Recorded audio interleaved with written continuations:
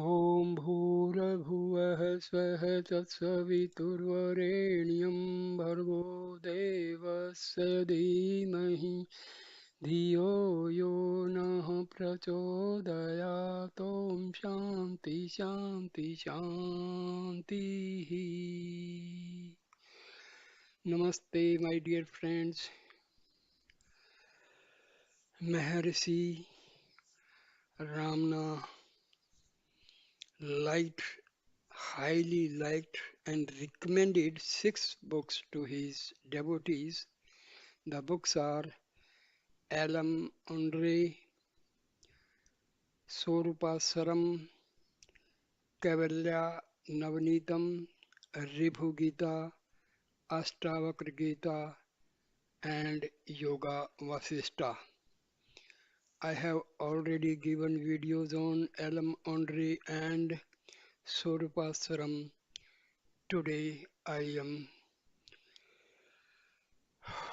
giving you the videos on the cream of liberation, Kaivalaya Navneetam. It is a very good book for sadhakas who are doing meditation, self-enquiry for self-realization and liberation. Here goes the beginning of this book. Number one sloka.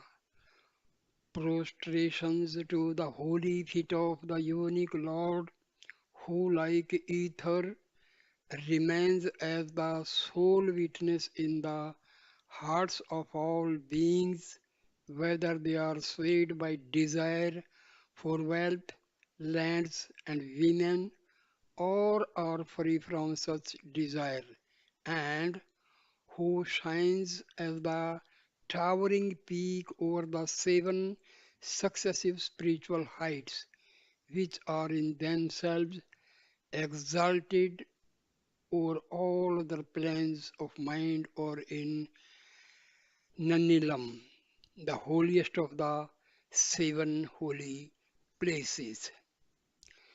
Verse number 2.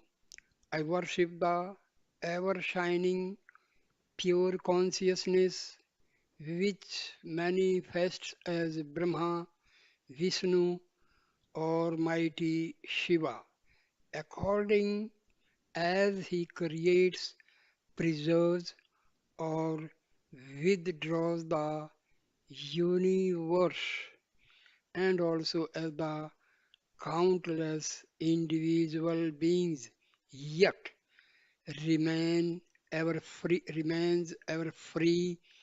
and perfect as the blazing sun over the ocean of bliss. Verse number 3. I ever worship the lotus feet of my master, by whose grace I learned that my very self is the all embracing reality, Brahma, and the mosaic of the universe, but a phenomenon in me, and who remained as the self like the ether in a wall. Verse number 4. I adore the Almighty who manifested as my master in order that the mind, the intellect, the senses, and the body might, to my very knowledge, be reduced to nothing like mist before the sun, when he taught me, you and I are one, to make me one with him. This shows the unity of Atma and Paramatma. According to this verse, Atma and Paramatma are the same. There is no difference between Atma and Paramatma. This is the gist of this sloka or this verse. Verse number 5. I adore the feet of the Holy Master who shines forth forever as the wide expanse which has no beginning or end or interval, and I proceed to tell you the true nature of the absolute being, to explain bondage and liberation, so that even those who are too dull to learn the scriptures may understand. Verse number 6. All the ancient sages drew from the boundless ocean of milk, namely the Vedanta, and filled their pitchers, their works. I boiled them all on the fire of the Master's words, churned them with the churn of inquiry into the self, and I present this cream of liberation, Kaivalaya Navneetam, to all. Now will those who have partaken of this and satisfied their hunger roam about eating the offal of externals. Verse number 7. After adoring my master Venkatesa Mukunda, who is himself ever free and who made me his own, I write this Kaivalya Navneeta divided into two parts. The first part of which contains a clear exposition of the truth, and the second clears away all doubts arising from the former. Section 1. The exposition of the truth. Verse number 8. The sages say that there are four prerequisites for realization of the truth. Number 1. Viveka. Discrimination between the temporary, therefore unreal phenomena, and the permanent, therefore the reality that is nominal. Second, indifference to the enjoyment of pleasure here or hereafter. 3. Group of six qualities. And fourth, the longing for liberation. Verse 9 and 10. The six qualities are Sama, Dama, Uparti, Titiksha, Samadhana, and Shraddha.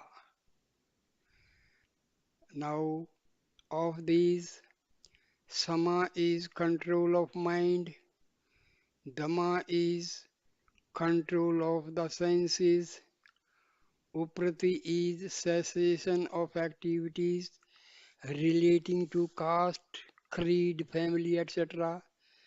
Titiksha is control of passions and include endurance. Samadhana is, according to the sages, the settling down of the mind to reflect on the truth as revealed by the scriptures and the sages. Shraddha denotes faith in the Master and the scriptures. Such are the meanings of the six terms of this category. Verse number 11. No one can achieve anything in the world without being properly equipped for the task. For the same reason, only those who are equipped with these four categories of prerequisites can gain illumination. A novice cannot get it so readily. If so gained, it follows that the person has been successively purified in countless incarnations in the past. Verse number 12.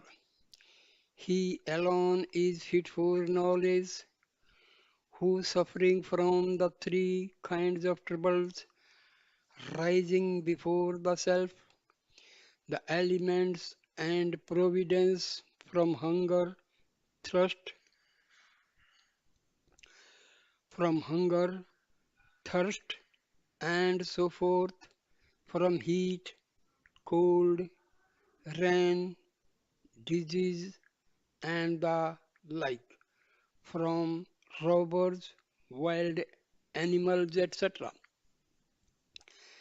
Squirmed like a worm scorched by heat and panted for a dip in the nectar of wisdom so as to put an end to the series of rebirths. Verse number 13. As the desire for liberation grew, he became unconcerned about his wife, children, and property, ran away from them like an antelope which had extricated itself from the noose of a hunter and sought a holy master and respected him with all his heart. Verse number 14. After eagerly saluting his master, he stood up and sobbed out his heart, saying, O Lord, I have suffered long the torture of worldly life, which is after all so false. Gracious Master, save me by tearing off the cords which bind me to the 5 seats, so that my heart may be at peace. Verse number 15. The Master lovingly considered him like a tortoise its eggs, looked at him like a fish its eggs, and passed his hands over him like a bird its wings over its eggs, and said, There is a means to put an end to your rebirths. I will tell you, and if you act upon it, your rebirth will cease. Verse number 16. At the very sound of the words, your rebirths will cease, his frame thrilling, his heart rejoicing, as if refreshed after a bath in a spacious tank, tears of joy flowing like love welling forth. He held the holy feet of the Master and prayed further. Verse 17. Even if I, your servant, am unable to carry out your instructions, you can set me right by your grace. You said just now there is a means to put an end to your rebirth.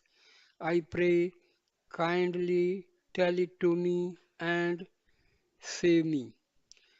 Verse 18. Finding himself subdued, the Master looks at the soul of the disciple and begins to instruct him so that the soul may regain its true nature as a wasp places a well chosen caterpillar in its shell of earth and then buzzes before it. Verse 19 and 20. Master, son, he who has forgotten his true nature is alternately born and dies, turning round and round in the unceasing wheel of time like a feather caught up in a whirlwind until he realizes the true nature of the self. If he comes to see the individual self and its substratum, the over self, then he becomes the substratum, that is Brahma, and escapes rebirth. Should you know yourself, no harm will befall you. As you asked, I have told you this. Verse number 21. Disciple. Lord, can there be any in the world who are ignorant of the self? How then are they all caught up in the cycle of births and deaths? Tell me the unerring truth, for I beseech you in full faith. Verse number 22, Master replies, only he is self-realized who knows what is the body and who is embodied. Meaning, the person who is self-realized, he knows that Atma is residing in the body. Disciple, who else is embodied but this gross thing? Verse number 23, Master replies, you say that you cannot find the embodied being as different from the gross body. Then tell me who appeared as the subject in your dream, or who experienced the sleep in which even the pain of dream was absent. Or again, what is this consciousness in the waking state? Verse number 24. Disciple. Everyday experience proves that the experiencer in the waking state or the experiencer of dreams when the waking consciousness is gone or the experiencer of deep slumber must be different from the gross body. Yet it is not realized. It just flashes in the mind, only to fade away at once. Please explain this. Verse number 25. Just as people pointing to a tree on the earth mark the third day crescent moon and pointing to other stars locate Arundhati, so as the Master began pointing to the cross in order to make known the subtle cause. Verse number 26, Master. The Vedanta as a whole mentions as the cause of bondage and release superimposition and its effacement, respectively. Bondage is caused by superimposition, release by its effacement. Now listen as regards the former. Verse number 27. Superimposition is seeing one thing in another. A snake, for instance, in a rope, a man in a post, water in a mirage, or a blue canopy in the empty sky. Verse number 28. Similarly, the five elements and their combinations seen in Brahma, which is free from name and form, one and the same without a second, self-consciousness and perfect are products of illusion.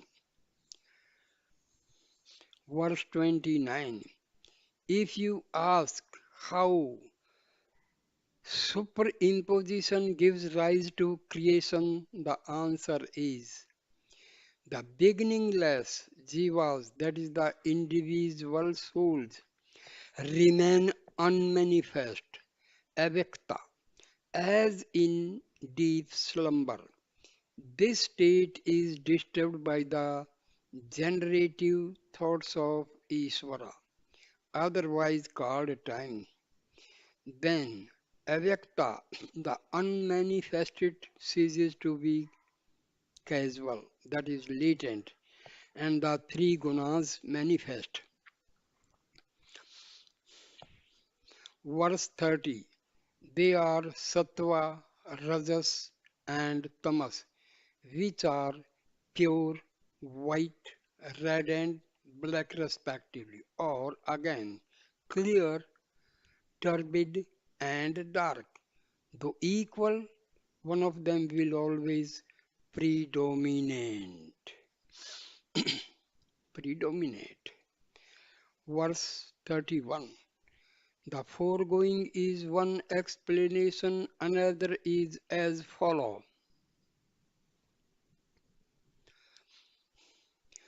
The causal state which remains unmanifest later expands as Mah- Mahatattva, the totality of the jivas, the individual souls, and manifests as the ego, wherein the three gunas become apparent. Verse number 32.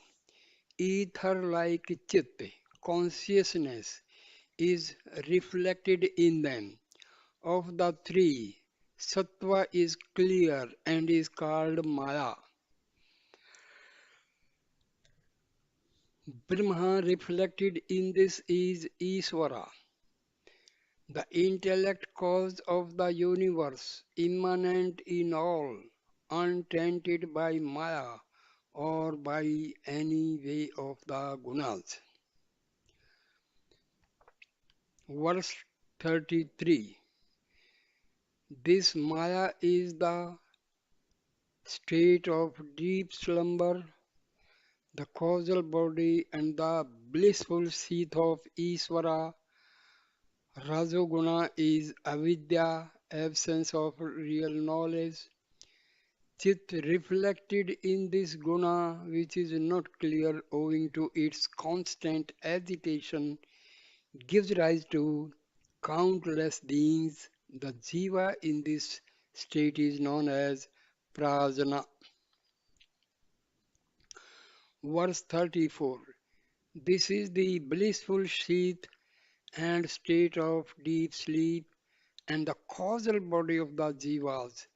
I have so far described the causal state of superimposition. Hear me now explain its subtle phase. Verse 35.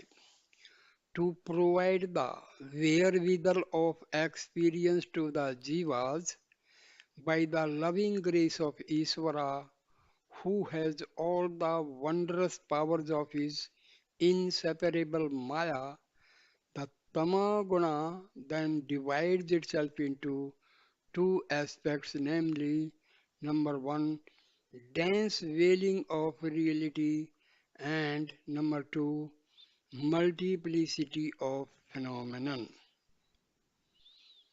Verse number 36. In the latter of these two, there appears ether, from ether, air, from air, fire, from fire, water, from water, earth. All these five in the nascent state are called elements. From these arise bodies suitable for experiences. Verse number 37. The three gunas permeate all these five elements. In sattva, which is pure, there arise the jnanendriyas, the five senses of individual function, and also the mind and intellect of collective function. These seven products of sattva form the instruments of knowledge. Verse 38.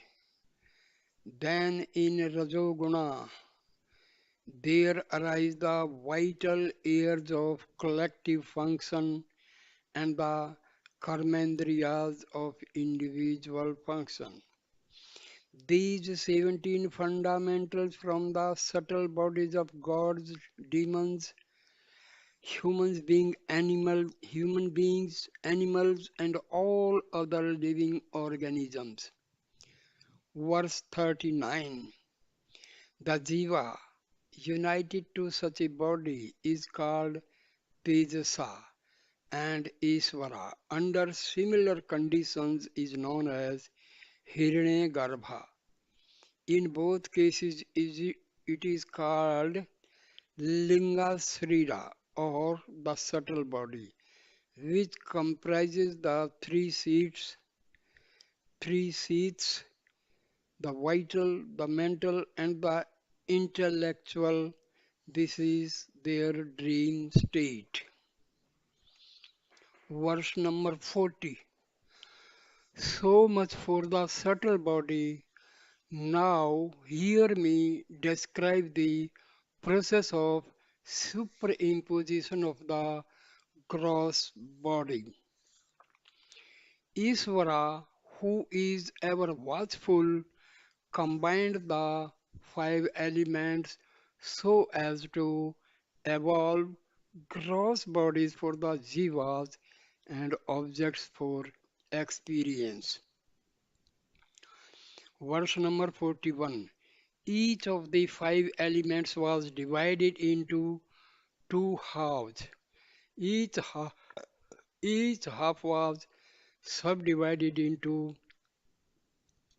four quarters. Then the major half of one element was combined with one quarter subdivision of each of the other four. This process gave rise to the gross elements from which the four classes of beings and their experiences, the universe and its worlds were created. Verse number 42. The Jiva united with the gross body is called Vishwa, and the Isvara under similar conditions is known as Virat. The gross body is the physical sheath and their waking state. Remember this brief statement regarding the gross body. Verse number 43. Disciple.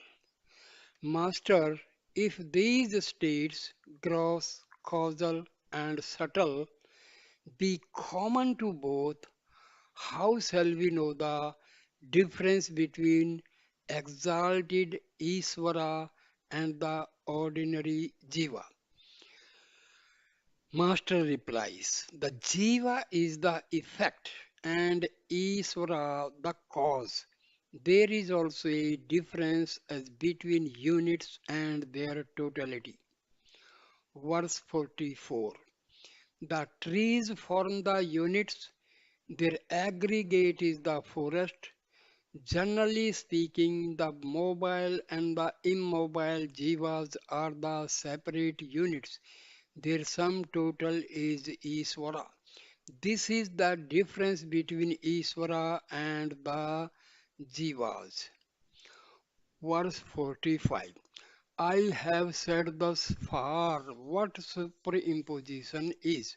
Only he is a jnani who knows beyond doubt that all that is seen is only ephemeral like a dream.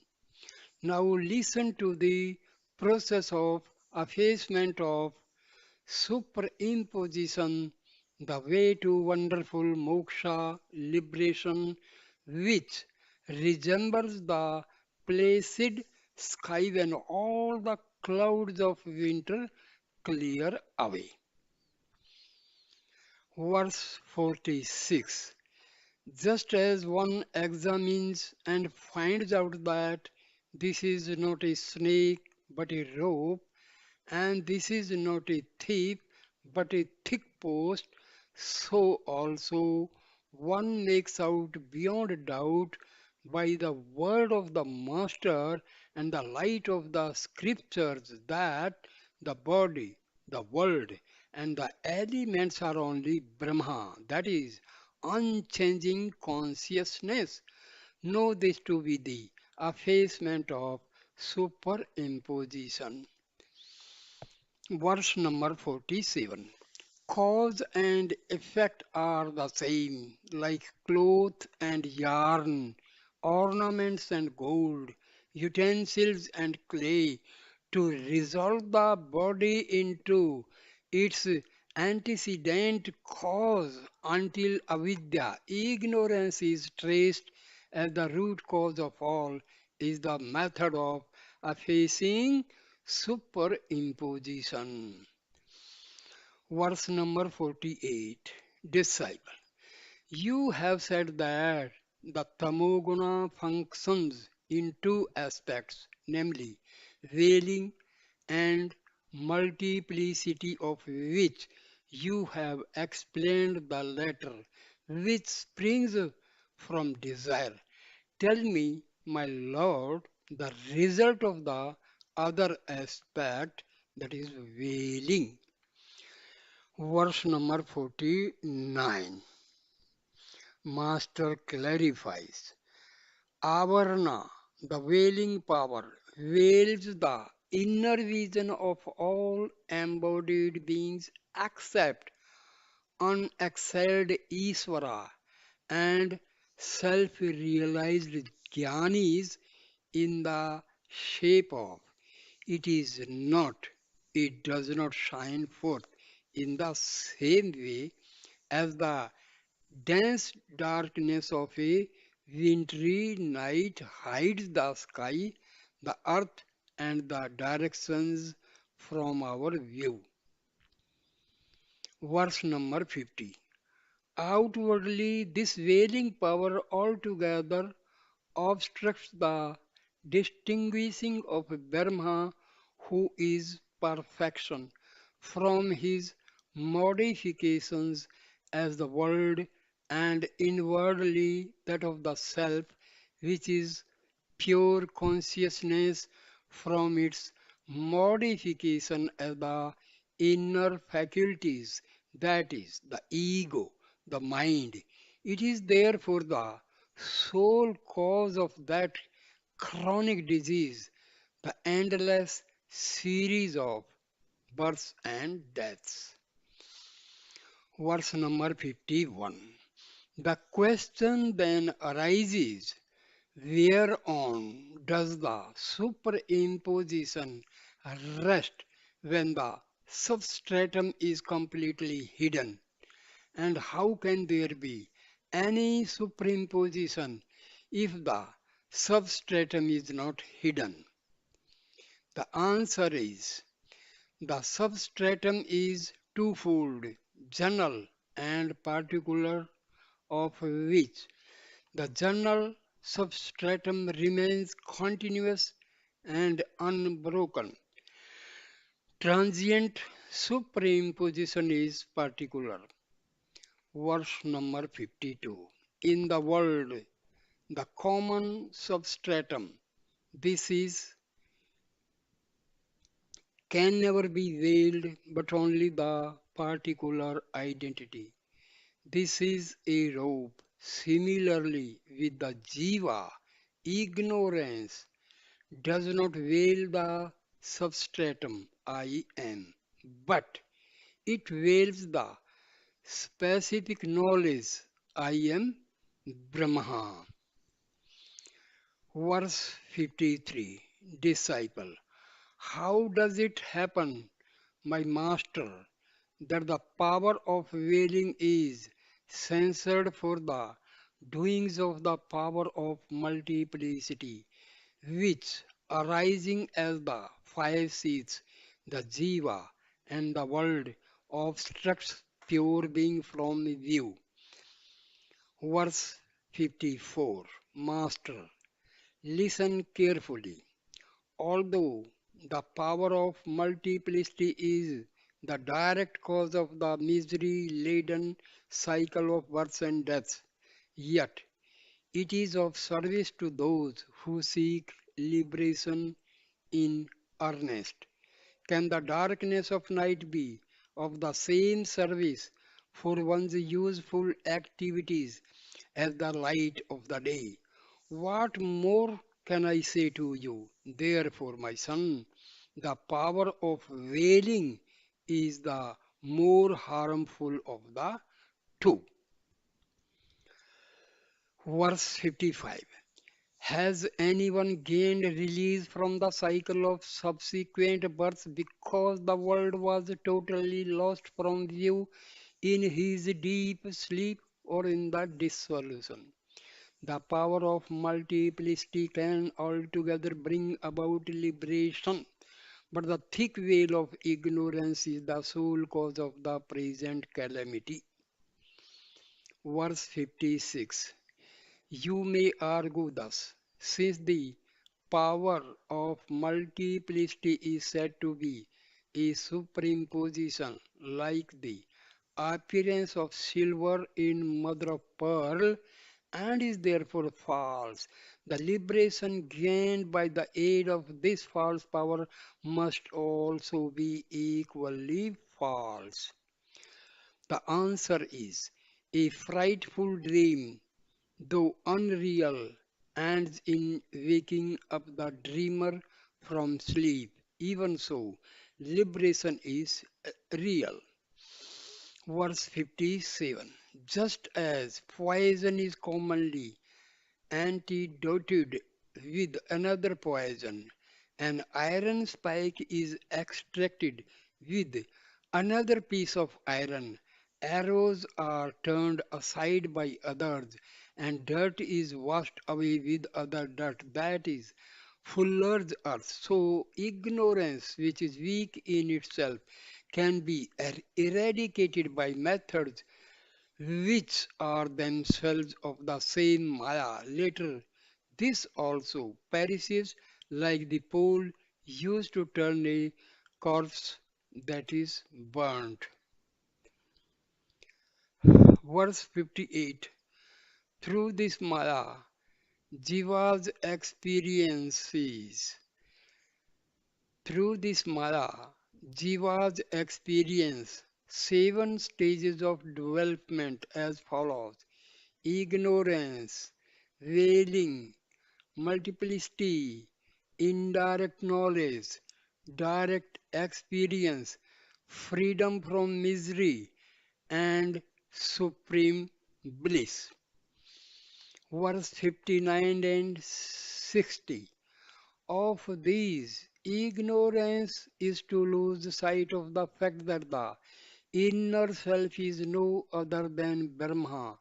Wailing makes one say, there is no Brahma. I do not see him. Multiplicity spring, springs up as I am a man, I am a Jiva. Indirect knowledge is to know the nature of the self by the teachings of the Master.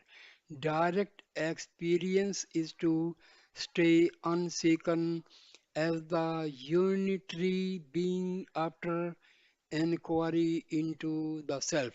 Freedom from misery is to end limitations and the sense of doership, and supreme bliss is final accomplishment, that is release from bondage. Verse 61. I shall now relate to you a story to illustrate this. 10 men forded a stream, and on reaching the other shore, each of them counted nine others and omitted to count himself. They were all perplexed because the 10th man was missing. Verse 62 and 63. Ignorance is want of right understanding which causes confusion. The 10th man is missing, not to be found. This thought is the wailing. Grief at the loss of companion is vikshepa. To heed the words of a sympathetic passerby who says, the 10th man is among you, is indirect knowledge. When the kindly man further makes one of them count the others and points to the teller as the tenth man, the discovery of oneself as the missing tenth man forms direct experience.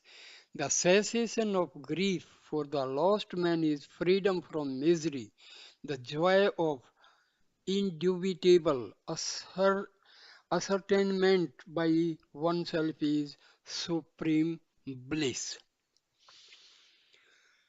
Verse 64.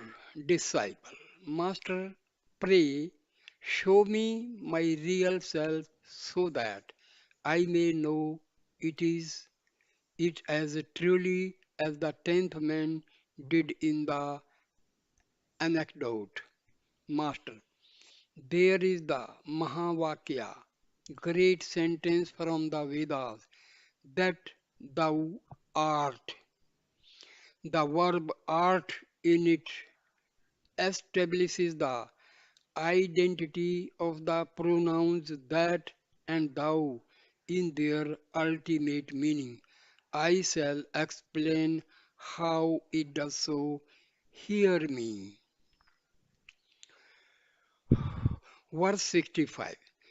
Just as the ether, though single, is fourfold, as the wide expanse, the ether in the clouds, the ether in the port, and the reflection in water, so Chit, which is single, is called the all-pervading Brahma, Isvara, the Self, and the Jiva.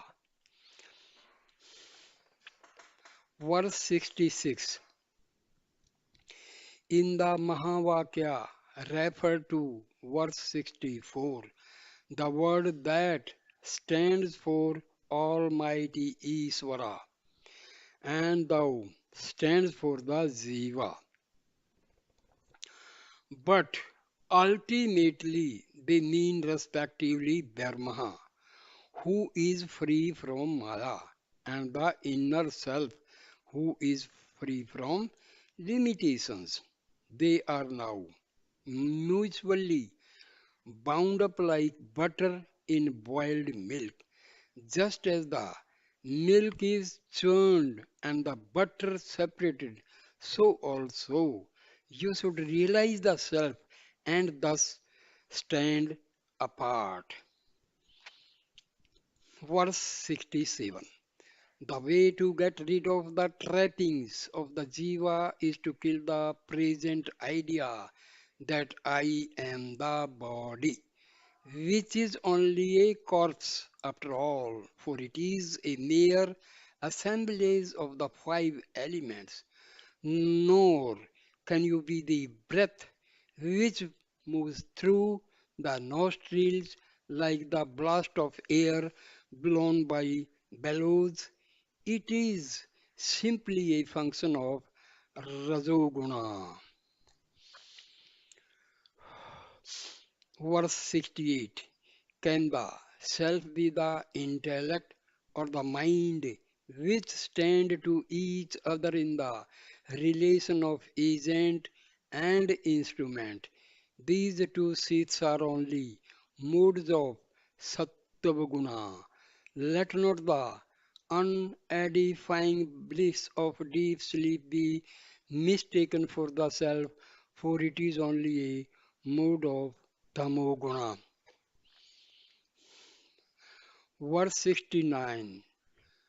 Know thou as the self to be Sat Chit Ananda, the ever unchanging, single, eternal, and all pervading witness, and rid yourself of the trap of the five seeds, which are of an opposite nature, false, insentient, painful, etc.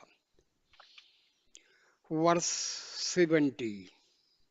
Disciple, when I disassociate myself from the five seeds and look beyond, there remains only a blank. I see nothing more than that. Am I to take this blank for the supreme experience of the self. Ma- Verse 71, Master replies, in anecdote, the tenth man of deluded intellect, after counting only 9 men and not recognize himself as the tenth, was stupefied. Can such stupor be the tenth man? Good son, you are the seer of all. That is blank and the five seats. Verse 72. I speak the truth. You are the unchanging witness of the gross, subtle, and causal ignorance, the waking, dream, and sleep states, and the passage of time, past, present, and future, which endlessly rise and fall like waves in the ocean of bliss. Verse 73. Do not ask, by what light shall I see myself? Who am I, the all seeing witness? Can there be a light to illumine the self luminous light? The tenth man knows himself as such among the others. Is there an 11th man in him?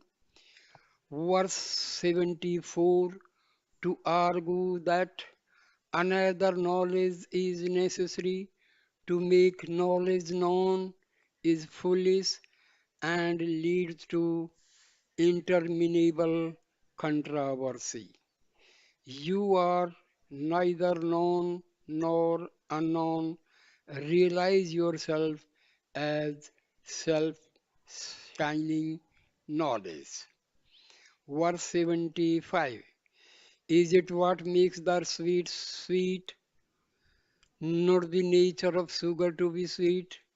Realize yourself as the meaning of I, which makes known objects as this and that, or the seen and unseen, and itself lies beyond them.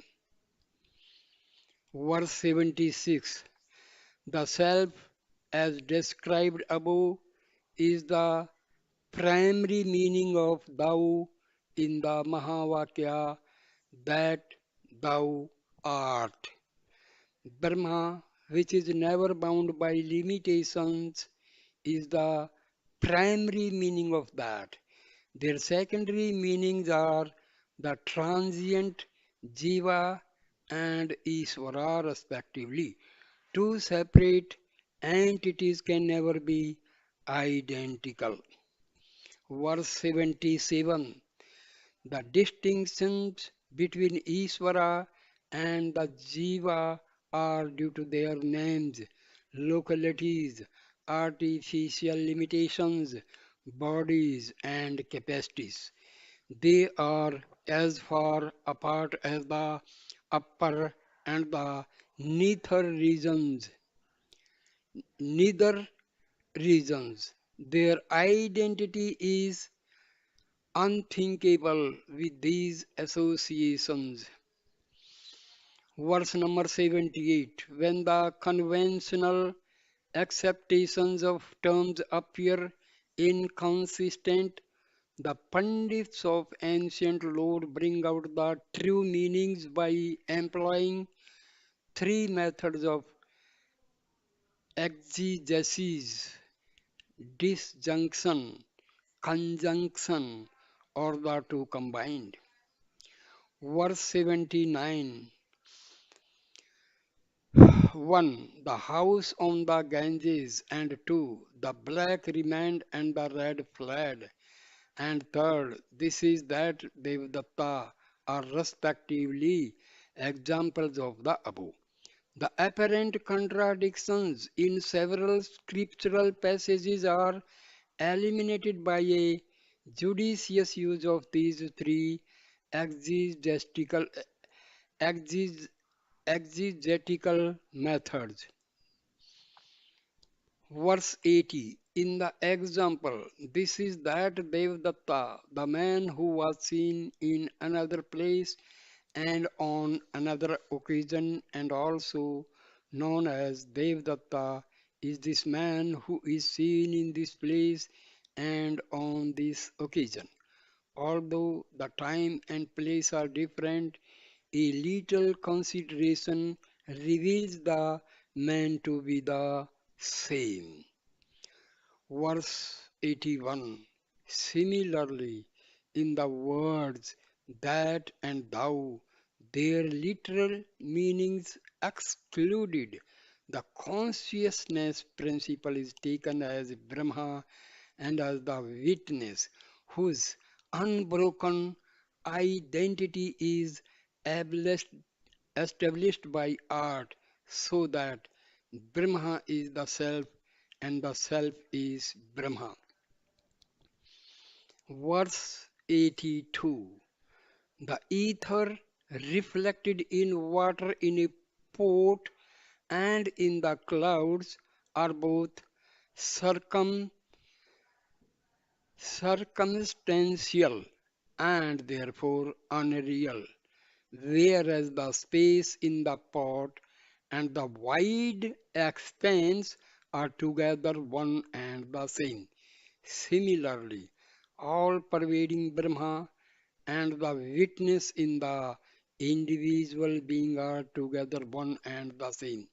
You must experience it so that you may remain fixed in the realization I am that reality. On hearing this, the disciple, loyal to the instructions of the master, discarded the five seats and the blank realized the self as I am Brahma, went beyond that and remained as perfect being. Verse 84. At the glance of the Master, who was a grace incarnate, the worthy disciple sank into the ocean of bliss and merged as the undivided whole as pure consciousness free from body, organs, and all else, with mind made perfect, so that he became the true self, unaware while awake. Verse 85. After the blessed disciple had remained in that state for a long time, his mind gently turned outward. Then he saw his glorious master before him. His eyes were filled with tears of joy. He was full of love and fell at the feet of the master. He rose up, came round the master, and with folded hands spoke to him. Verse 86. Disciple, Lord, you are the reality remaining as my inmost self, ruling me during all my countless incarnations. Glory to you who have put on an external form in order to instruct me. I do not see how I can repay your grace for having liberated me. Verse 87. The Master beamed on him as he spoke, drew him near, and said very lovingly, to stay fixed in the self without the three kinds of obstacles obstructing your experience is the higher return you can render me. Verse 88. Disciple, my Lord, can such realization as has transcended the dual perception of you and I and found the self to be entire and all pervading fail me at any time? Master replies, the truth that I am Brahma is realized from the scriptures or by the grace of the Master, but it cannot be firm in the face of obstructions. Verse number 89. Ignorance, uncertainty, and wrong knowledge are obstacles. resulting from long-standing habits in the innumerable incarnations of the past, which caused trouble, and then the fruits of realization slips away. Therefore, root them out by hearing the truth, reasoning, and meditation. Verse 90. Checked by incantations, fire will not scorch. Likewise, defective realization will not put an end to bondage. Therefore, devote yourself to hearing the truth, reasoning, and meditation, and root out ignorance, uncertainty, and wrong knowledge. Verse 91. Ignorance veils the truth that the self is Brahma and shows forth multiplicity instead. Uncertainty is the confusion resulting from lack of firm faith in the words of the Master, the illusion that the ancient world is a evanescent evanescent world is a reality and that the body is the self is wrong knowledge. So say the sages. Verse 92. Hearing the truth is to revert the mind repeatedly to the teaching that thou art. Reasoning is rational investigation of the meaning of the text as already heard. Meditation is one pointedness of mind. If every day you do these, you will surely gain liberation. Verse 93. The practice must be kept up so long as the sense of knower and knowledge persists. No effect is necessary, therefore. Remaining as a pure, eternal consciousness, untainted like the ether, and thus liberated while alive, one will live forever as that after being disembodied as. Verse 94. The wise remaining like ether and liberated even here are of four classes, namely Brahmavid, that is knower of Brahma, Varavaraya, and Varishtha in order of merit. Verse number 95. The Brahmavids who by steadfast practice have gained clear realization of Brahma continue perform even the hard duties of their caste and stage in life exactly as prescribed by the Shastras for the benefit of others without themselves swerving from their supreme state. Verse 96. Should passions rise up, they disappear instantly and cannot taint the mind of the Brahmavids who live in society detached like water on a lotus leaf. They look ignorant, not showing forth their knowledge, and remain mute owing to intensity of inward bliss. Verse 97. Prarabdha, that is karma, which is now bearing fruit, differs according to the actions in past incarnations. Therefore, the present pursuits also differ among jnanis, who are all, however, liberated even here. They may perform holy tapas or engage in trade and commerce or rule a kingdom or wander about as mendicants. Verse 98. They would not think of the past or future, would partake of what comes unsolicited, would not wonder even if the sun turned into the moon or at any other marvel, whether the sky were to spread its shoots down like a banyan tree or a corpse were to be revived, and nor would they distinguish good and bad, for they always remain as the unchanging witness of all. Verse 99. Among the other three classes, the Vara and the Varaya remain settled in Samadhi. The Vara feels concerns for the maintenance of the body. The Varaya is reminded of it by others. The Varishta never becomes aware of the body either by himself or through others. Verse number 100. Although there are distinguishing characteristics in the lives of the different sages who are themselves very rare in the world, yet there is absolutely no difference in the experience of liberation. What can be the use of the hard-born samadhi? The Brahmavid who is outwardly active seems sometimes to feel the misery of calamities, whereas the others remain in unbroken bliss.